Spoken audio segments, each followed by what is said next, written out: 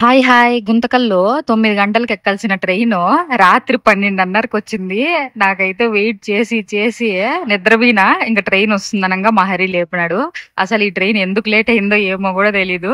మేము first wait జేసిండేది 5 గంటలు, మళ్ళా వెయిట్ జేసిండేది 3 గంటలు. మొత్తం 8 గంటలు వెయిట్ జేయాల్సొచ్చింది. ఇంగా ఈ ట్రైనయితే హుబ్లీ నుంచి బెనారస్ డైరెక్ట్ అనమాట. కుంభమేళా అప్పుడు స్పెషల్ ట్రైన్ లాగా యేసిన్నారంట.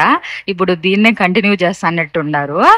లెక్కకి 7వ తారీఖు ఎక్కాల్సింది 8వ తారీఖు పొద్దున ఎక్కినాము.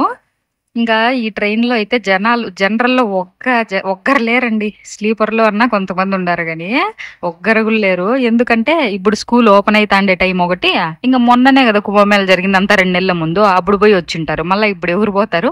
చానా ఖాళీగా ఉంది. అసలు మంచి టైంలో వచ్చినామనమాట. మా హరికి భలే తెలివి. భలే ప్లాన్ చేసినాడు. ఎవ్వరు లేనప్పుడు ఫ్రీగా పోతాండము. ట్రైన్ ఎక్కతానే నిద్రపోయినామనమాట. మాకైతే ఎస్5లో 2 అప్పర్, ఒక మిడిల్ సీట్‌లొచ్చినాయి. ఇంక పొద్దున్న నిద్ర లేసాలకి 9 గంటలయిపోయింది. ఆలోపే సికింద్రాబాద్ దాటేసింది.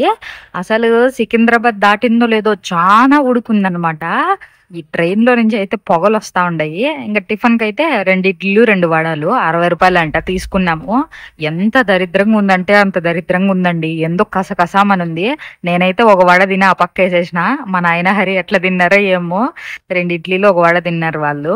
ఇంగా ఆ టిఫిన్ సరిపోకుండా ఉంటే ఇంటికాడ నుంచి తెచ్చుకోండి స్నాక్స్, ఫ్రూట్స్ ఉంటే అవి తినేసి అడ్జస్ట్ అయిపోయినాము. అంతలో రామగుండం స్టేషన్ వచ్చింది. ఈ రామగుండంలో ఒక స్టోరీ గూడా ఉంది గదా! ఏదో శ్రీరాముడు ఒక 100 గుండాలు తవ్వినారు అని ఏదో స్టోరీ ఉంది. కరెక్ట్‌గా నాకు తెలీదు. ఇది ఆ ఊరే అన్నమాట. ఉడుకు మాత్రం ఈడ గూడా సేమే ఉంది. ఇంక రామగుండం స్టేషన్ దాటేటప్పటికే మధ్యాహ్నం 2 గంటలు అట్లా అయింది. సరేలే అని భోజనం తీసుకున్నాము. పేరుకు వెజ్ బిర్యానీనే. కానీ దాంట్లో ఏమీ లేదు. సప్పగుందంతే.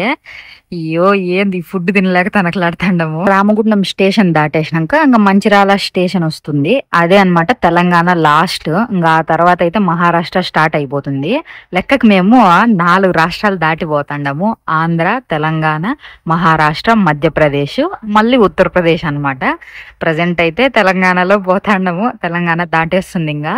ఇక్కడ ఇదేంది మహారాష్ట్ర స్టార్ట్ అయిన వెంటనే అసలు వీళ్ళు ఏమి పంటలు పెట్టిండ్రు, మొత్తం అంతా బీడే ఉంటుంది. ఎట్లా బతుకుతారో ఏమో ఈ పక్కోళ్ళంతా. ఇల్లులు కూడా చిన్న చిన్న ఇల్లులు, ఇటుకలతో చిన్నగా కట్టింటారు. దానిపైన పెంకులు వేసింటారు అంతే.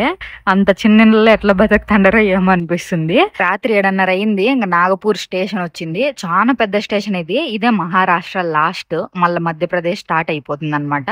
ఇంకా రాత్రి అయింది కాబట్టి ఏదో ఒకటి తినాలి కదా. అసలు తినాలంటేనే భయం అవుతుంది. ఏం తిండి దొరుకుతుందో ఏమో అని. ఈసారి అయితే బయట ఏం కొనలేదు. ట్రైన్‌లోనే ఆర్డర్ ఇచ్చినాడు మా హరి. ఫస్ట్ ఒకటి ఆర్డర్ ఇస్తాను, మళ్ళీ ఎట్లుందో చూసి మిగతా 2 తీసుకుందాం అని అన్నాడు. ఇంకా 3 చపాతీలు, 3 రకాల కూరలు, అన్నము అయితే ఇచ్చినారు. టేస్ట్ ఓకే అని చెప్పినాడు. అసలు మన కళ్ళ టేస్ట్‌కి, ఇక్కడ ఉండే కూరల టేస్ట్‌కి రాత్రి అయిపోయినా కూడా ఉడుకు మాత్రం దగ్గల. నేనైతే ఒక 20 సార్లన్నా అనుకునింట కనీసం ఏసీ అన్నా బుక్ చేసుకుంటే బాగుండు, ప్రకృతికి పోయి స్లీపర్ బుక్ చేసుకొని ఉడుక్కి తనకలాడుతాండా అని ఒక 20 సార్లన్నా అనుకునింట. మీరు ఎప్పుడన్నా సమ్మర్‌లో ట్రైన్‌లోనే రావాలనుకుంటే ఖచ్చితంగా ఏసీనే బుక్ చేసుకోండి. లేదంటే చాలా ఉడుకుంటుంది. ఇంకా స్టేషన్ల పేర్లన్నీ ఇక్కడ హిందీ, ఇంగ్లీష్‌లోనే ఉంటాయి. తెలుగు చూద్దామనే కనిపించదు.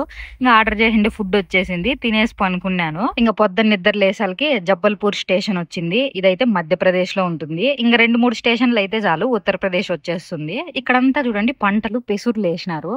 చూసే అంతా అవే పెట్టినారనమాట. అది తప్ప ఇంకా ఏం పంటలు కనిపించలా. నాకు తెలిసినంత వరకు నేను నా జీవితంలో చేస్తాంటే ఫస్ట్ లాంగ్ జర్నీ ఇదేనండి. దగ్గర దగ్గర 2000 కిలోమీటర్లు. గంటల ప్రకారం తీసుకుంటే 36 గంటలు అనమాట. 7వ తారీఖు రాత్రి ఎక్కినాము. ఇంకా ఈ రోజు సాయంత్రం అంటే 9వ తారీఖు సాయంత్రం దిగబోతాండమండి. ప్రస్తుతానికి మా జర్నీ అయితే ఇట్లా కొనసాగుతుంది. మీరు కాశీ వీడియోలు చూడాలనుకుంటే వెయిట్ చేయండి. రేపటి నుంచి పెడతానండి. ఖచ్చితంగా వీడియోస్ బాగుంటాయి. ప్రస్తుతానికైతే కాట్నీ జంక్షన్ లో పోతాండమండి. ఇంకా మాణిక్పూర్ స్టేషన్ వస్తే ఉత్తరప్రదేశ్ వచ్చేసినట్టే. అంత